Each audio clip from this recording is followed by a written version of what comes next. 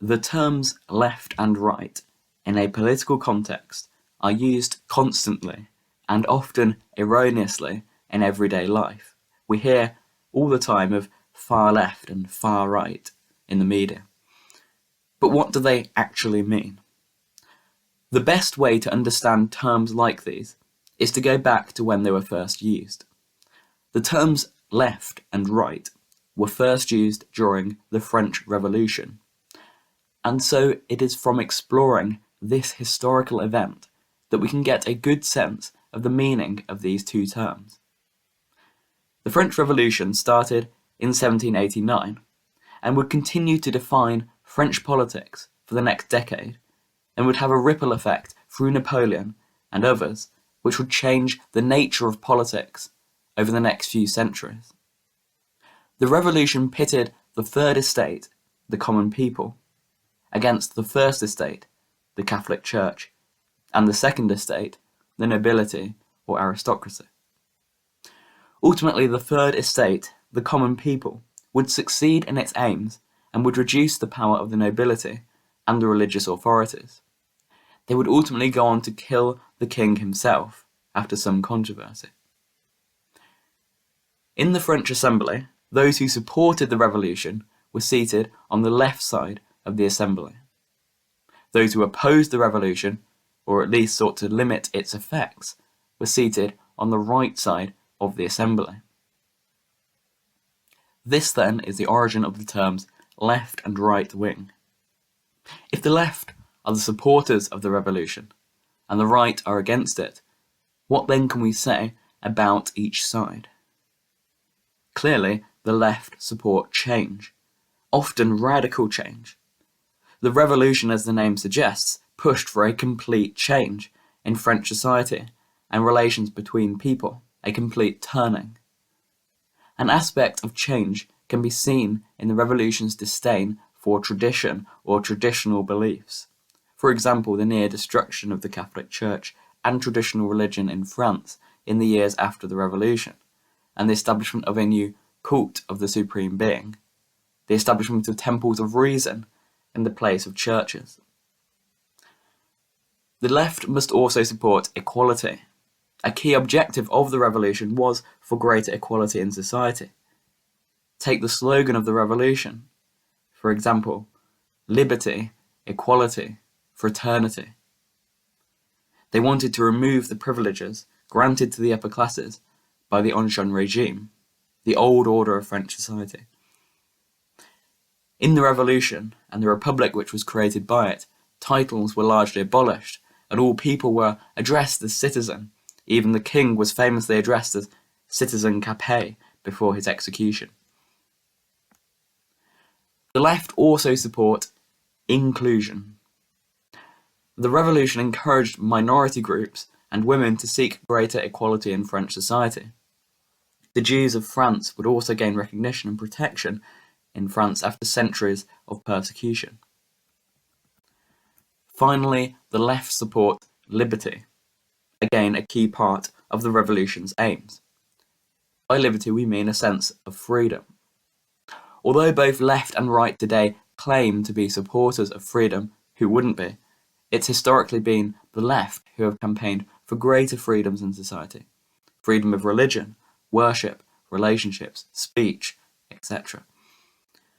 The right then support the opposite of these things, since they have been established as those rejecting the revolution and its aims. The right believe in conservatism as opposed to change. The right prefer to keep things which have been established for years, centuries, or even millennia before them. They feel that the traditions and institutions which we now have are here precisely because they work. To just get rid of them because of some temporary concern seems unjustified to them. This is why those on the right opposed the revolution. It destroyed those ancient traditions, the monarchy, the church. The right are also opposed to equality. And that might seem initially hard to understand. Why would anyone be against equality?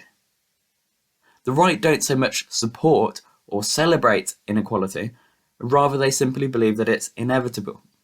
Some people are naturally more intelligent than others, Some people are more physically capable than others, and hence we see inequality in society. In the view of the right, the left are always going to fail, because one of their key objectives, equality, is simply not possible, even if it is desirable. This comes down to the fact that the right are also realists, and this is another thing to understand about them, in the sense that it would fall very strongly on the nature side of the nature-nurture debate. For them, people are determined, usually by biology, to either be successful or not. And this can extend to groups as well, or at least that certain groups will have different characteristics to others. And this explains why the right were opposed to the French Revolution, since its key aim was equality, while the right believed that inequality, and therefore hierarchy and stratification, are inevitable. The right are also exclusive, in that they tend to favour one group of people, rather than seeking the inclusion of many different groups. This could be incredibly specific, for example, white Christian men, or quite general, for example, Western people. Finally, the right favour order over liberty. For them, liberty must be sacrificed to have an orderly society, since true freedom can only exist where there is order. If you were in fear of being robbed constantly, then you'd never truly be free to enjoy your life. This explains why the right support strong sentences and a robust law and order system, and again why they were being against the French revolutionaries. Hopefully then, we've established some key points about left and right. The left favour change, equality, inclusion, freedom. The right favour conservatism, inequality, exclusion, and order. Now, having heard those terms, you might, especially if you're on the right, see this as a rather favourable set of terms to the left. All those terms sound very positive, whereas the right's term sound quite negative.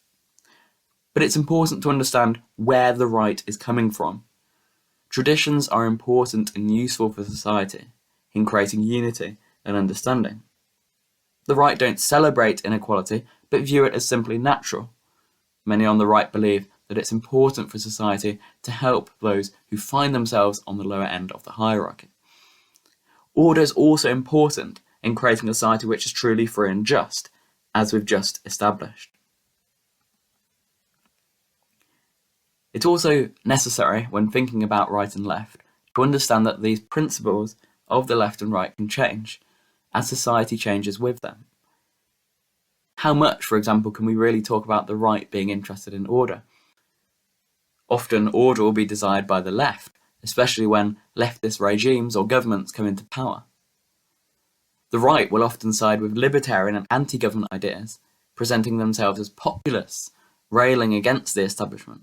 How much is that an interest in order? Let's think of another defining idea of the left, idealism. Idealism has often been used by the right. The romanticism of nationalism is highly idealist. And though nationalism has been a left-wing belief too, it's been a key force on the right in recent years. Leftists, on the other hand, have often portrayed themselves as realists, or fought along realist lines from time to time. The French revolutionaries themselves thought of themselves as rationalists, in that sense realists, who were creating a government based on the natural order, what they and the American revolutionaries would describe as natural rights. Think of Marxism, a left-wing belief. It's based on an, in a sense, very realist view of the world. It had purely material analysis of society, believing all historical forces to be determined by economic factors. Really, the terms left and right are temporary constructs used to describe a changing flow of political thought. But they remain useful in describing these two basic approaches. One, on the left, seeking greater change in society, leading to greater inclusion and equality. The other on the right, seeking to maintain traditions, values, which it deems important, to protect groups and create order, hierarchy in society. When policy is made and ideology is formed, then it will always be necessary to take ideas from both left and right, since they're both instincts essential to the human experience. Rarely will there be any person or movement who is entirely left or right.